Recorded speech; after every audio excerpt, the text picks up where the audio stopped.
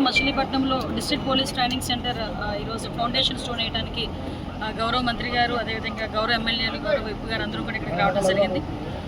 అయితే అన్ని చోట్ల ఈరోజు నిన్న జగన్మోహన్ రెడ్డి గారు ప్రెస్ మీట్ చూసిన తర్వాత అంటే సాధారణంగా మాట్లాడేటప్పుడు ఒక ఎంత ఏదో అంటారు కదా, ఒక సెల్ఫ్ రెస్పెక్ట్ ఒకటి, నెక్స్ట్ మనం మాట్లాడిన దాంట్లో నిజం ఎంత అన్న దాని మీద కూడా ఎంతో కొంత అవగాహన తెచ్చుకొని మాట్లాడతారు ఏ రాజకీయ నాయకుడైనా కూడా.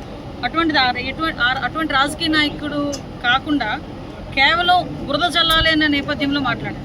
అతను ఏం చేశాడంటే ప్రజాస్వామ్యం గురించి మాట్లాడాడు. నేను ప్రజాస్వామ్యం గురించి మాట్లాడేటప్పుడు ఒకటే చెప్తాను, ఆయన ముఖ్యమంత్రిగా ఉండేటప్పుడు ప్రతిపక్ష నాయకుడు ఇంటికి తాళ్లు కట్టిన వాడు కూడా ఈరోజు ప్రజాస్వామ్యం గురించి మాట్లాడుతున్నాడు. ప్రతిపక్ష నాయకుడిని బయటికి రానివ్వకుండా ఎయిర్పోర్టుల్లోని అడ్డగించి వాళ్ళ వైసీపీ గూండాలతోని నానా మాటలు మాట్లాడించి బూతులు మాట్లాడించి ఎయిర్పోర్ట్లోంచి బయటకు కూడా రానివ్వకుండా చేసిన వాడు ఈరోజు ప్రజాస్వామ్యం గురించి మాట్లాడుతున్నాడు. అదేవిధంగా ఈరోజు చంద్రబాబు నాయుడు ముఖ్యమంత్రి చేసిన వ్యక్తిని తిరుపతి ఎయిర్పోర్ట్లో ఆపారు, విశాఖపట్నం ఎయిర్పోర్ట్లో ఆపారు, రామతీర్థాలు వెళ్తూ ఉంటే నడి రోడ్డు మీద కూర్చునే పరిస్థితి తీసుకొచ్చారు, కనీసం అక్కడ కూడా పోనివ్వలేదు. ఇంకా మేమైతే ఇంక సరే ఇక్కడ కూర్చున్న ప్రతి ఒక్కరం కూడా కేసులు మా మీద పెట్టి మమ్మల్ని భయభ్రాంతులు చేయడానికి ప్రయత్నించిన వాళ్ళు. అతి ముఖ్యంగా ప్రజాస్వామ్యం గురించి మాట్లాడుతుంటే ఇందాకే గౌరవ మంత్రి గారు కూడా గుర్తు చేశారు, మా మీద ఎస్సీఎస్ మీద కూడా ఎస్సీ అట్రాసిటీ కేసు పెట్టే పరిస్థితి ఈరోజు వచ్చిన పరిస్థితి నుంచి ఈరోజు ఆయన ప్రజాస్వామ్యం గురించి మాట్లాడతాం. ఆయన ప్రజాస్వామ్యం గురించి మాట్లాడుతూ ఆయన అంటాడు, ఈరోజు చంద్రబాబు నాయుడు గారు వేసిన విత్తనం అని మీరు వేశారు. అటువంటి విత్తనం అవినీతికి పరాకాష్ఠగా, అరాచకానికి పరాకాష్ఠగా ఒక విత్తనం పడేసి ఎప్పుడు విత్తనం వేశారా అంటే ఫస్ట్ నుంచి ఉంది. దానికి గట్టి విత్తనం పడింది వివేకానంద రెడ్డి హత్య దగ్గర నుంచి గట్టి విత్తనం పడింది. ఆ రోజు నుంచి మీరు ఈ రాష్ట్రాన్ని సర్వనాశనం చేయడానికి మీరు పూనుకుంటే ఈరోజు తిరిగి ఎన్డీఏ కూటమి వచ్చి మళ్ళీ ఈరోజు ఎటువంటి విత్తనాలు వేస్తున్నారు చంద్రబాబు నాయుడు గారు అంటే ఒక క్వాంటమ్ వ్యాలీ, ఒక డీప్ టెక్, అదేవిధంగా ఒక టెక్నాలజీ, ఇలాంటి విత్తనాలు వేసి ఈరోజు బనకచెర్ల దగ్గర నుంచి నీరు ఎలా ఇస్తాం, లేకపోతే హంద్రినేవాకి నీరు ఎలా ఇవ్వాలి, ఇలాంటి వాటి మీద మేము పనిచేస్తూ ఉంటే తిరిగి మీరు మా మీద బురద చల్లే పరిస్థితి. ఈరోజు సినిమా డైలాగులోనే మాట్లాడుతున్నారు. అరే సినిమా డైలాగులు మీరు చెప్పినవి కరెక్టే, ఎవరైనా మాట్లాడుకోవచ్చు అని అనుకుంటే కనుక నేను ఒకటి చెప్తా, 2-3 అడుగుతానండి. లాస్ట్ పట్టాభి గారు ఏదో మాట్లాడితే బోస్ డీకే అని పదం ఉపయోగించారు. మరి అది నాకు తెలిసి సినిమాల్లో వాడిన పదం. మరి ఆ రోజు ఆ సినిమాల్లో వాడిన పదాన్ని తీసుకొని మీ కార్యకర్తలకి బీపీలు వచ్చినాయి అని చెప్పి మా పార్టీ ఆఫీస్ మీదకి దాడి చేయించి, ఆ రోజు గన్నవరం పార్టీ ఆఫీస్ మీదకి దాడి చేయించి చాలా విధ్వంసం సృష్టించారే మీకు బీపీలు వచ్చిన మీ కార్యకర్తలు. ఈరోజు మళ్ళా మేము ఎందుకు దాని మీద చర్యలు తీసుకోకూడదు? ఒక పోస్టర్ చూస్తే మీద మీరేమైనా అల్లు అర్జున్ అనుకుంటున్నారా? అల్లు అర్జున్ పోస్టర్ గురించి మాట్లాడితే ఎవరు మాట్లాడరు. మీ బొమ్మేసి పైన రప్పారప్పా నరుకుతామని చెప్పి మాట్లాడితే కేసులు పెట్టరా అండి? ఇది ప్రజాస్వామ్యం అనుకుంటున్నారా? మనం ఏమన్నా అడవుల్లో ఉన్నాం అనుకుంటున్నారా? అంటే నోటుకు వచ్చినట్టు ప్రజాస్వామ్యంలో బయటకు వస్తే మాట్లాడేస్తే రాజకీయంగా ఏది మాట్లాడినా చెల్లుబాటు అయిపోతుంది అనుకుంటున్నారా? నిజంగా సినిమా డైలాగులకు మేము పట్టించుకోవాల్సిన అవసరం లేదని మీరు అనుకుంటే వివేకమైన సినిమాని ఆ రోజు ఆపాలని చెప్పేసి ధర్నాలకు దిగి కోర్టులకు వెళ్ళిన సందర్భాన్ని గుర్తు లేదా జగన్మోహన్ రెడ్డి గారు? ఇలా మేము మాట్లాడాలనుకుంటూ పోతే చాలా మాట్లాడచ్చు. కానీ ఒకటి మేము చెప్తున్నాం, ఈరోజు మీరు మాట్లాడితే మా వాళ్ళు 50,000 మంది ఉన్నారు, మీ తర్వాత మా చేతుల్లో కూడా ఉన్నది, ఏం బెదిరిస్తున్నారా?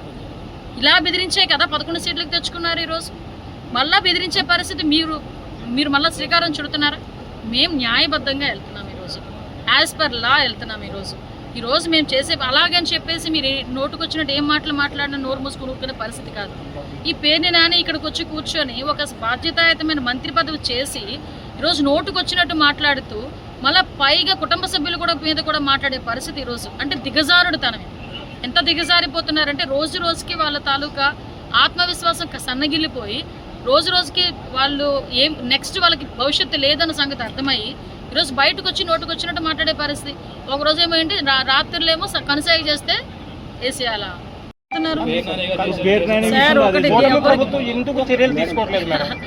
చర్యలు తీసుకోవట్లేదని మీరు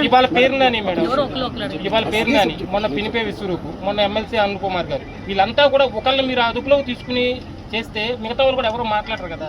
వాళ్ళు కూడా ఏంటంటే వీళ్ళు ఏం చేయట్లేదనే ఉద్దేశంతో మొత్తం అంతా కూడా రాష్ట్రం అంతా కూడా మాట్లాడుతున్నారు. మీ పార్టీ కానీ ఇంతవరకు కూడా ఎటువంటి యాక్షన్ తీసుకోవట్లేదు. ఎందుకని?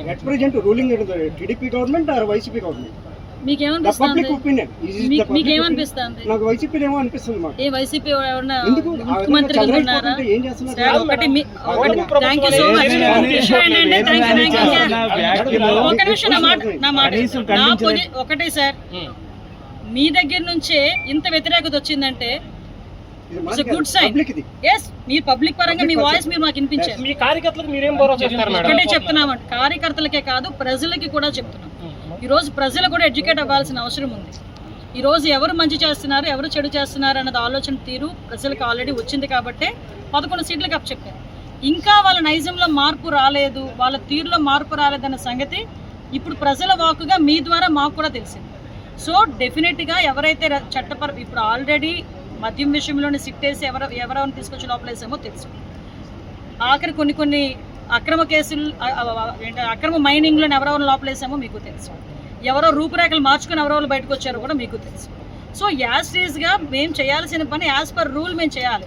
ఈరోజు మాది ఒకటే, ఏదో మీరు చెప్పారు కదా అని మేము కొంచెం కంగారు పడిపోయి ఏది పడితే అది పెట్టి తీరా న్యాయస్థానాలకు వెళ్ళిన తర్వాత 41A నోటీసులు తీసుకుని లోపల కూర్చోకూడదు. లాస్ట్ గవర్నమెంట్ చేసింది అదే. ఇప్పుడు మేము ఏం మాట్లాడినా బయట తీసుకొచ్చి ఏం చేశారు, 41A నోటీస్. మేము ఆ రోజు సందర్భానుసారంగా మాట్లాడాం, ఎక్కడ కూడా తప్పుడు మాటలు మాట్లాడలేకపోయినా ఈరోజు మాలాంటి వాళ్ళందరి మీద 10+ కేసులు ఉన్నాయి. అన్నీ కూడా 41A నోటీసులు ఇచ్చేసి మాకు పంపించిన వాళ్ళు. అది కాదు కావాల్సింది. ఈరోజు ఒక తప్పు చేశాడంటే మేము ఫిక్స్ చేయాలి. ఎస్ నువ్వు తప్పు మాట్లాడిన దానికి న్యాయస్థానాలు కూడా ఈరోజు మన న్యాయస్థానానికి వెళ్ళాడు బెయిల్ గురించి. ప్రసన్న కుమార్ రెడ్డి ఏమైంది, డైరెక్ట్గా న్యాయమూర్తే నువ్వు చేసిన మాటలు తప్పు, నువ్వు మాట్లాడిన మాటలు తప్పు అంటే అంతకన్నా పెద్ద శిక్ష ఏముంటుందండి ఒక రాజకీయ నాయకుడికి? ఒక న్యాయమూర్తి నుంచొని మాట్లాడిన ఒక కామెంట్ చేశారంటేనే ఒకసారి అంతకన్నా దరిద్రం ఇంకేమైనా ఉంటుందా ఒక దీనికి? మనం ఈరోజు మీరు అరెస్ట్ చేసి ఒక 41A నోటీస్ చేతిలో పెట్టినంత అది కాదు మాకు కావాల్సింది.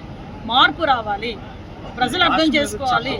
ఒక విషయం ఏంటంటే ఇప్పుడైతే ఇందాక మా వెంకటరావు గారు కూడా చెప్పారు, ఒక చట్టాన్ని కూడా చేయాలి. మీకు తెలుసు సోషల్ మీడియాలో నోటుకొచ్చినట్టు మాట్లాడిన వాళ్ళ మీద కూడా కంపల్సరీగా చర్యలు తీసుకోవాలి అని చెప్పి చాలా క్లియర్ కట్గా ఆ రోజు అసెంబ్లీలో తీర్మానం జరిగింది. దాని మీద మేము పండుగ చేసాం.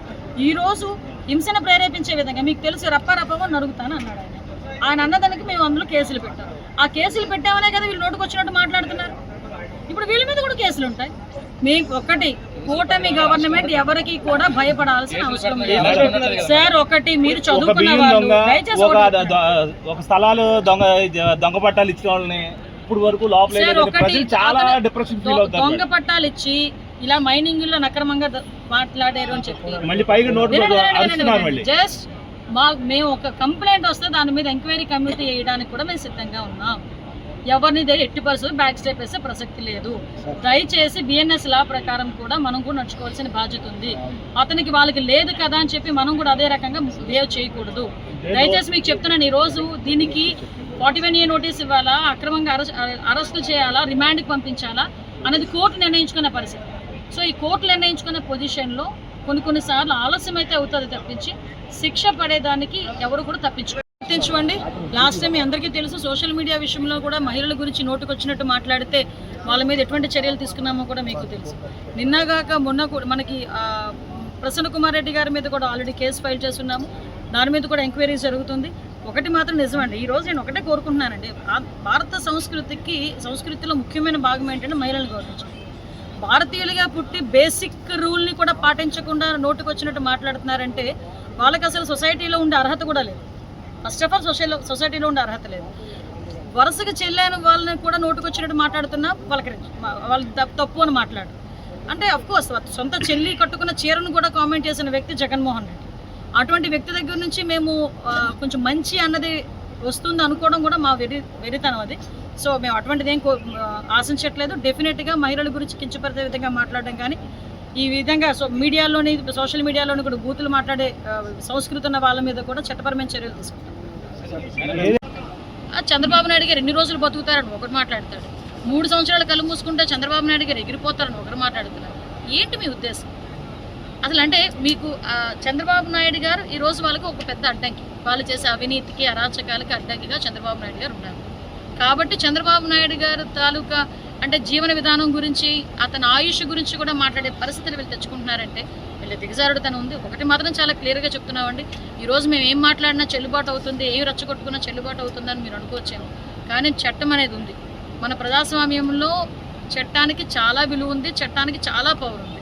కాబట్టి ఇప్పటికీ కూడా కొన్ని సందర్భాల్లో న్యాయస్థానాల దగ్గర కూడా మీరు చీవాట్లు తినే పరిస్థితి. ఈరోజు మేము కేసుల గురించి మీరు మాట్లాడుతున్నారు. నిజంగా లాస్ట్ 5 సంవత్సరాల్లో మా కేసు లిస్టులు తీసుకుంటే ఈరోజు ఆ చర్చకి దేనికైనా సిద్ధమే. ఇందాకే మా వెంకటరావు గారు కూడా దాని మీద కూడా చర్చకి సిద్ధమని చెప్పి సవాల్ విసురున్నారు. వీళ్ళు ఈరోజు మాట్లాడే పరిస్థితి. దయచేసి ఒకటే చెప్తున్నా, మీరు నోటుకొచ్చినట్టు మాట్లాడితే ఊరుకోవడానికి సిస్టమ్ రెడీగా లేదు. మీరు ఏం పని చేసినా ఊరుకోవడానికి ప్రజలు రెడీగా లేరు. కంపల్సరీగా మేము చట్ట ప్రకారం ఏం చేయాలో మేము చేసుకుంటాం. దయచేసి ఇటువంటి రెచ్చగొట్టడే మాటలు మాట్లాడేసి బాధ్యతాయుతంగా బతకడానికైనా కనీసం ట్రై చేయండి. ఎందుకంటే ప్రసన్న కుమార్ రెడ్డి గారు అక్కడ ఇంత దారుణంగా మాట్లాడారంటే దాని గురించి మాట్లాడి నాకు అర్థం కాదు. ప్రసన్న కుమార్ రెడ్డి ఇంటి మీద దాడి చేశారు, ఎందుకు దాడి చేశారండి? ఊరకనే దాడి చేశారా? ఆ రోజు మీకు ఓన్లీ బోసిడీకే అన్న పదానికే మీకు బీపీలు పెరిగిపోయి మీ కార్యకర్తలకి మా పార్టీ ఆఫీసుల మీద పడి విధ్వంసం చేశారే. మరి ప్రసన్న కుమార్ రెడ్డి గారు ప్రశాంతి రెడ్డి గారి గురించి వరుసగా చెల్లి అయిన ప్రశాంతి రెడ్డి గారి గురించి నోటుకొచ్చినట్టు మాట్లాడితే సో ఏదైనా చేస్తారు. అలాగని మేమేమి వాళ్ళని సమర్థించలేదే. కేసు కూడా ఫైల్ చేసాం వాళ్ళ మీద. నిన్న కూడా న్యాయస్థానాలు కూడా తప్పుపట్టినాయి. అలాంటి తప్పుపట్టిన వాళ్ళు కూడా ఈయన అడిగేసుకొస్తుంటాడు జగన్మోహన్ రెడ్డి. అతని తాలూకా నైజం అది. కాబట్టి ప్రజలు కూడా అర్థం చేసుకోవాల్సిందిగా కోరుకుంటున్నాను. హిట్ టీవీ యాప్, ఇందులో short news, live news, entertainment shows, movies, digital magazines తో పాటు మీ జిల్లా వార్తలను కూడా ఫ్రీగా చూడొచ్చు. అంతేకాదు కేజీ నుంచి పీజీ వరకు విద్యార్థులకు స్కాలర్షిప్ కూడా అందిస్తున్నాం. ప్రతి వారం 10 మందికి లక్కీ డ్రా ద్వారా ఒక్కొక్కరికి 10,000 రూపాయలు అందిస్తున్నాం. ఇంకెందుకు ఆలస్యం, వెంటనే హిట్ టీవీ యాప్ ని డౌన్లోడ్ చేసుకుని ఫ్రీగా ఎంటర్టైన్మెంట్ పొందండి. Hit TV app. Hit TV app. Please download hit TV app. Hit TV app ని ఫ్రీగా డౌన్లోడ్ చేసుకొని ఎంజాయ్ చేయండి. మీకు నచ్చిన ఎంటర్టైన్మెంట్ కోసం హిట్ టీవీ యాప్ ని ఫ్రీగా డౌన్లోడ్ చేసుకుని ఎంజాయ్ చేయండి. హిట్ టీవీ యాప్ ని డౌన్లోడ్ చేసుకుని ఆస్వాదించండి, ఆశీర్వదించండి. ఇంతమంది సెలబ్రిటీలు హిట్ టీవీ యాప్ ని డౌన్లోడ్ చేసుకోండి అని చెప్తున్నారంటే ఎంత మంచి యాప్ ఆలోచించండి. అమెరికాలో చదవాలనుకునే వాళ్ళకి విశ్వసనీయమైన పేరు మన శౌర్య కన్సల్టెన్సీ. UK లో 1 year masters, UK లో 1 year masters, 2 years work permit up to 5 years visa. Contact Saurya Consultancy. Contact 89851 89851.